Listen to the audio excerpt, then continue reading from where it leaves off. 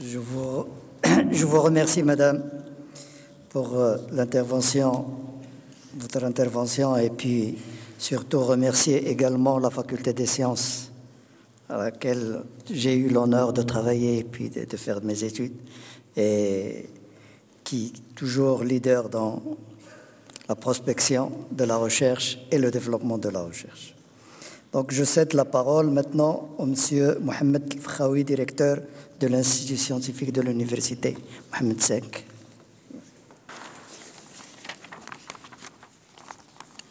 Bismillahirrahmanirrahim.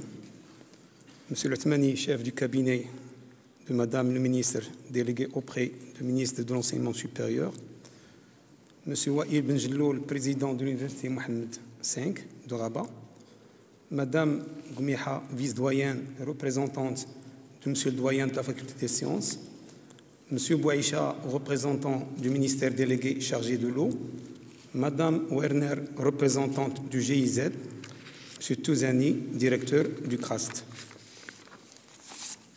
Permettez-moi tout d'abord d'adresser mes remerciements à l'Association scientifique pour les systèmes d'information d'eau pour le choix pertinent de la thématique. Parler de systèmes d'information avec ses composantes, c'est parler des outils qui sont la clé de la gouvernance et de la gestion intégrée des ressources en eau.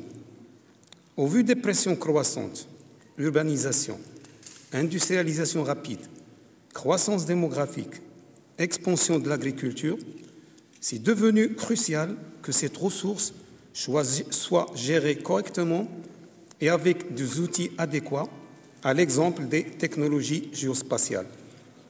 Nous vivons à une époque où la technologie a donné naissance à l'ère de l'information, de la communication, véritable outil capable de contribuer à l'amélioration de notre vie et d'accélérer la réalisation de nos objectifs pour le développement durable.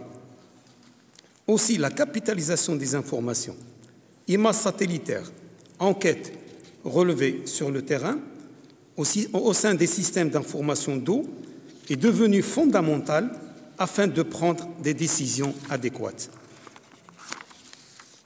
Le succès des diverses stratégies de l'eau s'appuie désormais sur les mécanismes de partage de connaissances, eux-mêmes dépendants des systèmes d'information qui garantissent ce partage et qui renforcent les structures et les outils existants. Cependant, le système d'information ne doit pas se limiter à certaines institutions produisant les données liées au secteur de l'eau. L'implication de tous les acteurs, que ce soit gestionnaires et universitaires, est très importante dans le développement de l'information tenant compte des divers usages.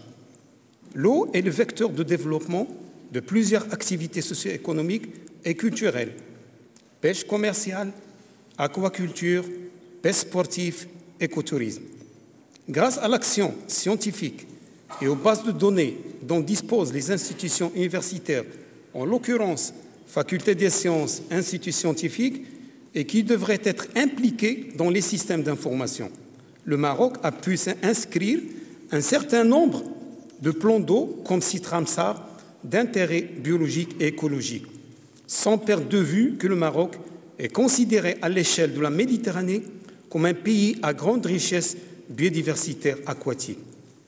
Et l'exemple le plus concret de l'implication de la recherche fondamentale dans la gestion de l'eau est l'élaboration de guides de qualité des eaux de surface basés sur les bioindicateurs actuellement utilisés par les agences de bassin, et c'est un travail en concertation avec la Faculté des sciences de Rabat et l'Institut scientifique.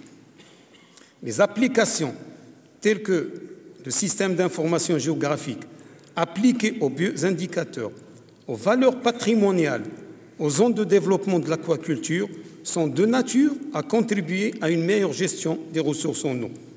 Mesdames et messieurs, n'oublions pas que le citoyen est devenu plus demandeur d'informations sur des sujets touchant sa santé et sa sécurité.